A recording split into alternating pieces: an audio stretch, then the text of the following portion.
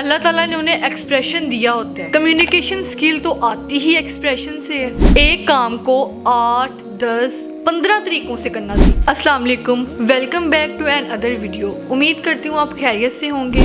आज हम जिस सवाल पे बात करने जा रहे हैं वो ये है कि दिल पर असर करने वाली गुफ्तगू कैसे करें। जो बंदा सेकंड के 100 हिस्से में अपने चेहरे के एक्सप्रेशन बदल देता है, इसका मतलब वो बहुत चालाक है, उसके पास एक्सप्रेशंस की स्किल है। अल्लाह ताला ने उसे एक्सप्रेशन दिए हुए हैं। वो अपने गुस्से को, पसंदीदगी को, नापसंदीदगी को इजहार कर जाता है, अपनी नजरें नीचे कर लेता है, अपना चेहरा झुका लेता है, चेहरे पे स्पार्क्स आ जाते हैं या वो एक स्माइल दे देते हैं। कम्युनिकेशन स्किल तो आती ही एक्सप्रेशन से है। आप अपने किसी बात पर कंधे उचकाकर अपने पसंदीदगी का इजहार कर दें तो इस बात का एक पूरा मतलब बनता है। हर काम को 8, 10, 15 तरीकों से करना सीखें। जैसे कि एक लफ्ज है बालमा, एक सिंगर उसको 300 से ज्यादा तरीकों से अदा कर सकता है, लेकिन शर्त ये कि कोई सुनने वाला हो। चिड़िया जो पुकारती है उसका एक पूरा मतलब निकलता है, जो गूंज पुकारती है उसका भी एक पूरा मतलब निकलता है। अपने दिल, अपने आप और अपनी जुबान को एक करके बोलना सीखें। दुनिया के जो टॉप 15 स्पीकर्स हैं उनमें एक बात सिमिलर है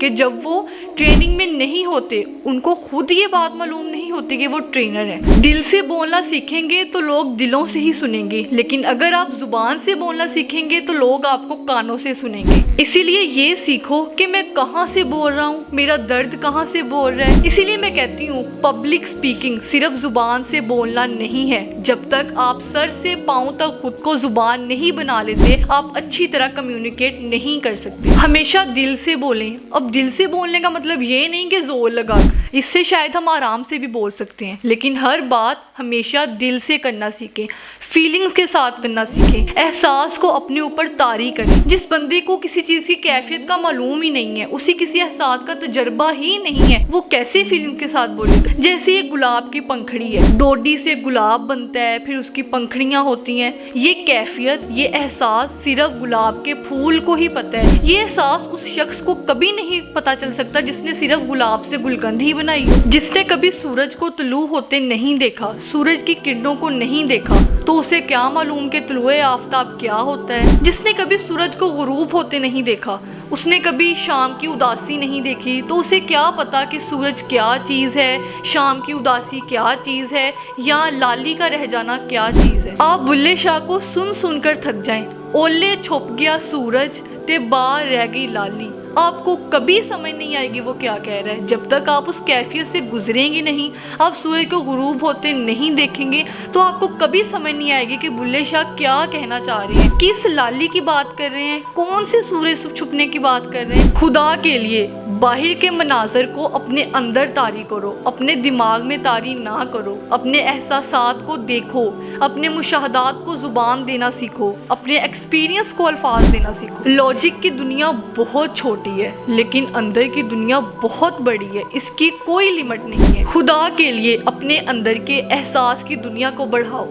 उर्दू का बड़ा प्यारा जुमला है, मेरा बेटा चांद जैसा है। बहुत ही खूबसूरत जुमला है, लेकिन ना बेटा हो, ना किसी ने चांद को देखा हो, ना किसी ने चांदनी को फील किया हो। बेटा बेशक काला ही क्यों ना हो, फिर भी चांद जैसा क्यों लगता है। ये तब होता है जब हम उस एहसास से गुजर चुके होते हैं। तो खुदा के लिए अपने बाहर के मेले लगाने से पहले अपने अंदर मेले लगाएं।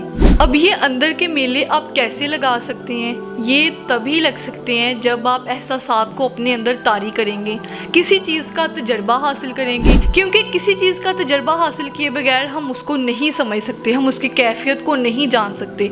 तो जब तक आप मुशाहदा नहीं करेंगे, एक्सपीरियंस नहीं करेंगे, उस चीज़ से गुजरेंगे नहीं, क्योंकि जो इंसान दर्द से गुजरता है ना, वही समझ सकता है कि दर्द क्या होता है। दूसरे बैठे इंसान सिर्फ कह सकते हैं, उसको फील नहीं कर सकते। इसीलिए ये अंदर के मेले उसी वक्त लग सकते हैं जब आप एहसास करेंगे, एहसासात को अपने अंदर तारी करें। तो आपको आज की वीडियो कैसी लगी कमेंट्स में ज़रूर बताइएगा। चैनल पर नए हैं तो चैनल को सब्सक्राइब लाजमी कीजिएगा। मिलते हैं नेक्स्ट वीडियो में, तब तक के लिए अल्लाह हाफिज़।